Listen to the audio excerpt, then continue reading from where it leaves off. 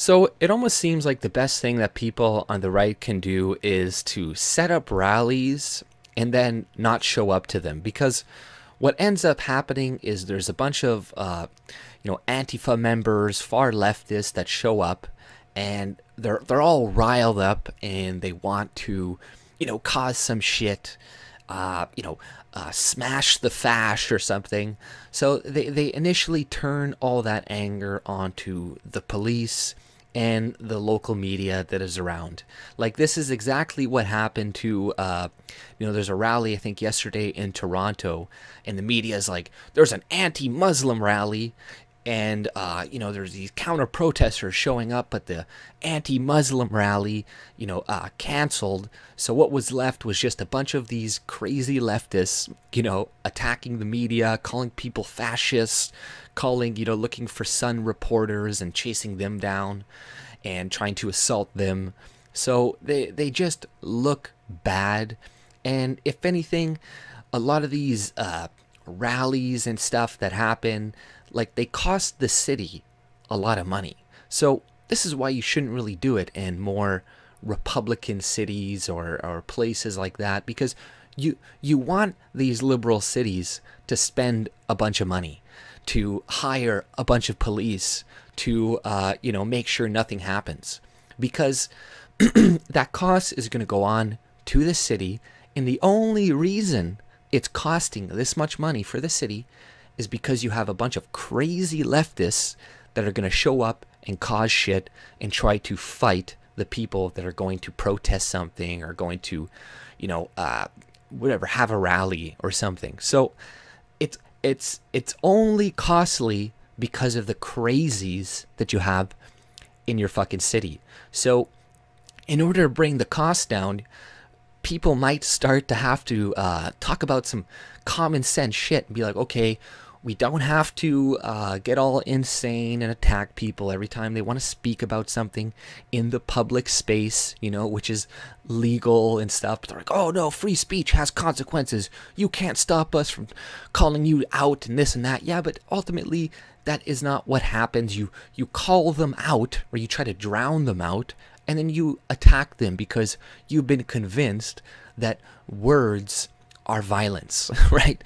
And yes, I understand that words can lead to violence, but words themselves, if they're not saying, like, actively saying, oh, let's go out and attack these people, is not violence. Okay, you may disagree with it. You may think that what the person is saying is eventually going to lead to violence one day, but that still doesn't mean words are violence, and you have a right to attack them, So it's going to take people within the left to come out and try to, rein in the crazies in their own party, because this is going to cost their cities tons of money. Like, look at Charlottesville. They're just having their own protests. They're getting kind of crazy.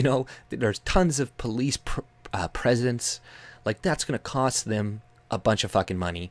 Same with DC. Like, the majority of you guys in the Unite the Right shouldn't even show up.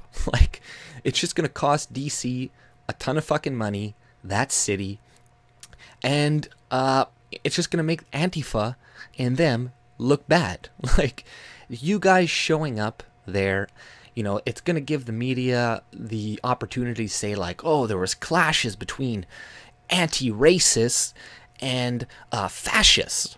So whether or not Antifa was the one that started the altercation, which they usually do, it's all going to be blamed pretty much on the right? Like, that is what is going to happen.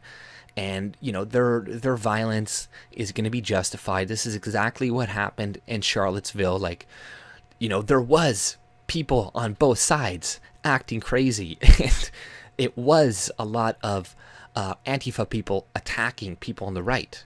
Like, some of those guys attack them too, but it wasn't, just one side. And it was primarily, like, a lot of that stuff at Charlottesville wouldn't have happened if the leftists didn't show up and start to aggressively protest them, right?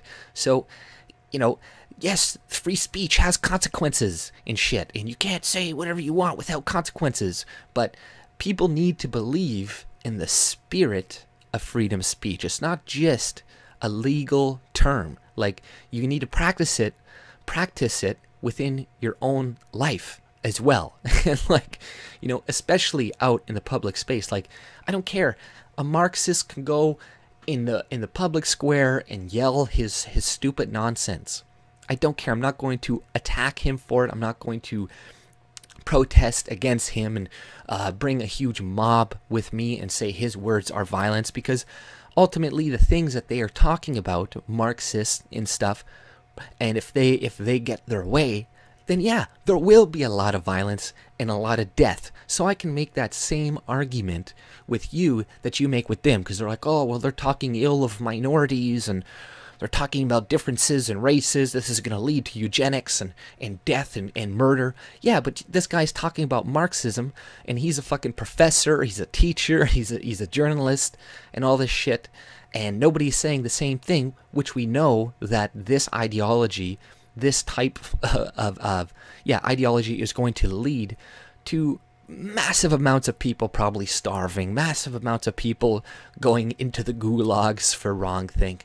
So it's like, yeah, I can say the same thing to you, but that doesn't mean I still have the right to attack you, to do anything. Like, I can shout you down and try to drown you out, but that goes against the whole meaning of freedom of speech.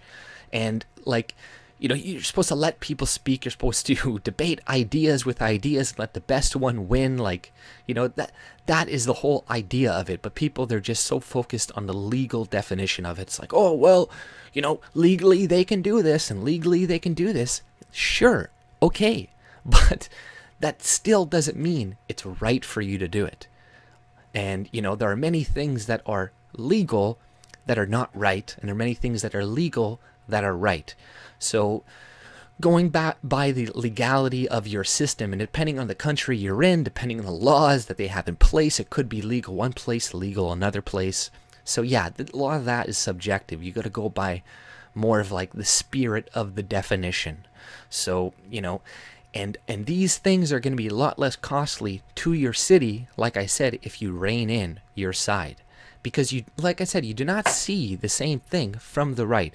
There are not groups of angry right-wingers showing up to leftist, spewing their leftist propaganda, attacking the crowd, saying, "Words are violence," blah, blah, blah, and costing that city a ton of money, right? Because you need minimal police presence when you know that rally or whatever is going to probably be safe. But when a right-winger holds a rally, then yeah, it's going to cost tons of fucking money. And, they do this on purpose as well. This stops people like conservative speakers from going to universities, because then they're like, oh, well, you have to pay for the cost.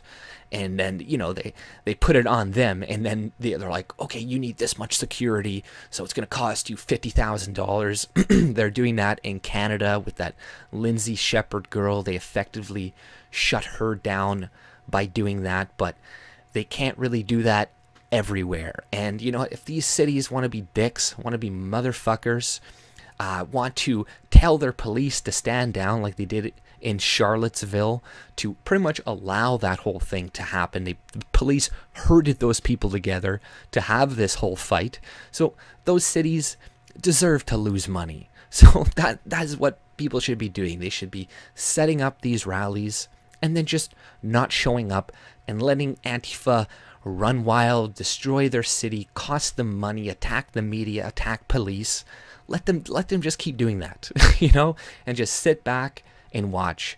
And eventually, they'll be like, okay, well, let's just not even show up because these guys always show up.